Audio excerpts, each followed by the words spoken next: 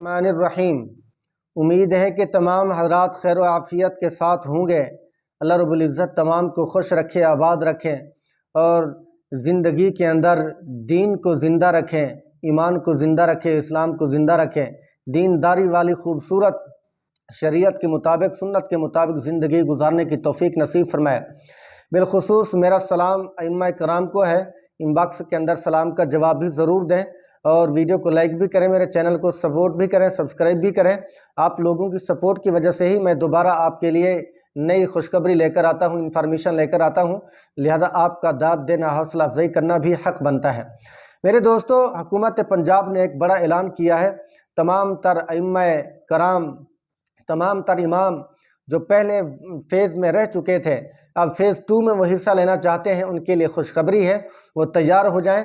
ईद से पहले पहले तो उसका कोई चांस नहीं है कि ईद से पहले पहले ये प्रोसेस मुकम्मल हो और हर एक को पे आर्डर के ज़रिए से बुलवा कर काले करके वो ऐसी ऑफिस में, ठीक है ना, वो आपको पे आर्डर के ज़रिए से 25,000 दें। नहीं, ईद उल अज़हा की कुर्बानी के बाद, ईद उल अज़हा खाने के बाद, ईद की छुट्टियां गुजारने के बाद जो ही सरकारी इदारे खुलेंगे, सरकारी महकमे खुलेंगे, मामूल के मुताबिक उनका काम चलेगा, तो इसका भी लाहे अमल शुरू हो जाएगा, इसका भी प्रोसेस शुरू होगा फ़ेज़ 2 का।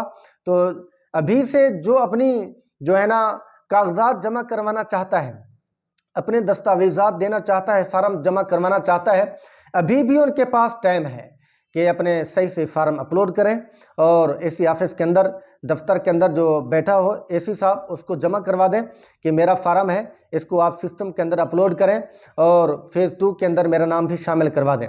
अभी भी वक़्त है। कुछ लोग पहले गफलत करते हैं, कहते हैं पता नहीं फ़ेज़ 2 शुरू होना है नहीं होना, इसकी तनख्वाह मिलेगी नहीं मिलेगी, इसको जो है ना आगे अपलोड किया जाएगा या नहीं किया जाएगा, इस कशमकश में रहते हैं और फार्म अपलोड नहीं करते, जिसकी वजह से जब वो फ़ेज़ 2 शुरू होता है, प्रोसेस मुकम्मल होता है, जब उनको सैलरियाँ मिलना शुरू हो जाते हैं, फिर बाद के अंदर फिर दौड़ते हैं, भाई हम तो रह चुके हैं, हमने अभी जमा करवाना है, हम अभी अपने फार्म जमा कर रहे थे, सोच रहे थे ये हो जाएगा, फलां हो जाएगा, फिर बाद में पछताने का कोई फ़ायदा नहीं। हमारे एक साथी हैं, कारी साहब हैं, वो भी पहले फ़ेज़ में उन्होंने फार्म जमा नहीं किया, तो फिर जब उनको मैंने कहा कि आपने फार्म जमा क्यों नहीं किया, फार्म जमा मैंने भी नहीं किया, मुझे भी इसकी जो है ना नहीं मिल रही सैलरी, हुकूमत पंजाब से मैं कोई तनख्वाह नहीं ले रहा, ठीक है, मैं प्राइवेट मौलवी हूँ, प्राइवेट तनख्वाह ले रहा हूँ।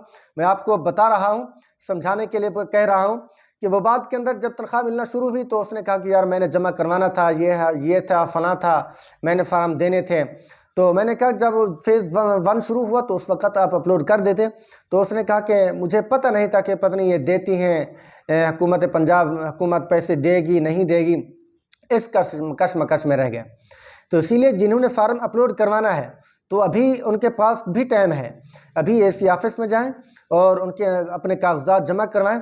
मस्जिद का डेटा एक फार्म के अंदर होता है, दूसरे फार्म के अंदर जो है ना इमाम मस्जिद का डेटा होता है, उनके पूरा एड्रेस मुकम्मल, फ़ोन नंबर, शनाख्ती कार्ड नंबर और दस्तखत वगैरह तमाम तर उसके अंदर जमा होते हैं। तो इसीलिए वो अपने अपने जो है ना कागजात जमा करवाएँ। और एक बात याद रखें, अपनी शनाख्ती कार्ड की कापी भी ज़रूर लगवाएं। अगर हो सके तो अगर हिफ़्ज़ कुरान की सनद हो वो भी उसके अंदर चस्पा कर दें, उसको जो है ना स्टेप लेज़र के ज़रिए से जमा करवा दें, ताकि उनको यकीन हो जाए कि ये वाकई इमाम मस्जिद है, वाकई ये हाफ़िज़ कुरान है, इसके पास सबूत भी मौजूद है, सनद भी मौजूद है। इसीलिए अभी से ही, और अपनी एक पिक्चर भी लगवा दें, यानी जो पिक्चर है आप अपने मोबाइल से अपनी पिक्चर खिंचवाएं और उसका एक प्रिंट निकलना, पासपोर्ट साइज़ होता है, उसको भी आप अपनी नकल के ऊपर लगा दें, ताकि उनको पता चले कि इमाम मस्जिद की अब हालत ये है, उनके चेहरे पे दाढ़ी भी है, बाकी ये शक्ल से भी इमाम मस्जिद लग रहा है।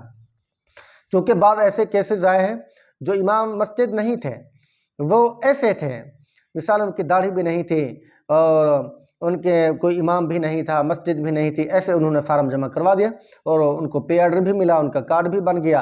बाद के अंदर पता चला कि ये तो इमाम भी नहीं थे और उनके खिलाफ फिर कानूनी कार्रवाई भी की गई, उनको जेल के अंदर भी ठोंसा गया। इसीलिए अगर आप वाकई इमाम हैं, वाकई अगर आप एक मस्जिद के अंदर पढ़ा रहे हैं, तो आपका हक़ बनता है आप इस सहूलत से फ़ायदा उठाएँ और अपने कागजात फार्म वगैरह जमा करवाएँ। इंशाअल्लाह आपका नाम भी आ जाएगा। تو میں عرض کر رہا تھا کہ فیز 2 عید الاضحیٰ کے بعد شروع ہونے کا قوی امکان ہے، کیونکہ اب عید کی چھٹیاں اور عید سے پہلے کچھ پروسیس ہیں جو ان کو مکمل کرنا ہے۔ تو عید الاضحیٰ کے بعد فیز 2 ائمہ کرام کا شروع ہو جائے گا، جن کے کاغذات جن کے تمام تر جو ہے نا دستاویزات پوری ہیں، اور ان کے جو ہے نا ہدایت کے مطابق مسجد بھی ہے، جمعہ بھی ہوتا ہو، بڑی مسجد ہو، تو اس کی سلیکشن یقینی ہو جائے گی، پکی ہو جائے گی، ٹھیک ہے۔ اور آپ تمام تر جو ہے نا مسجد کا ڈیٹا بھی لکھیں، وہاں پہ کتنی فٹ مسجد ہے، صحن کتنا ہے، یہ تمام تر چیزیں لکھیں گے تو ان کو کنفرم یقین ہو جائے گا کہ واقعی یہ مسجد ہے۔ اور ہو سکے جب ویریفیکیشن کرنے کے لیے آئیں گے تو آپ اس مسجد کے اندر ٹھہرے ہوں گے، آپ کی ایک پکچر بھی بنائیں گے، تو انشاءاللہ آپ کا نام آنے کا قوی امکان ہے۔ تو دعا کرتے ہیں اللہ رب العزت ہم سب کا حامی و ناصر ہو، اور ہمارے علماء کرام ائمہ کرام کی حفاظت فرمائے، اور ان کی تمام تر ضروریات غیبی خزانے سے پورا فرمائے۔ کمیٹی والوں کو امام مسجد کی قدر کرنے کی توفیق نصیب فرمائے۔ اللہ تعالی ہم سب کا حامی و ناصر ہو۔ السلام علیکم ورحمۃ اللہ وبرکاتہ۔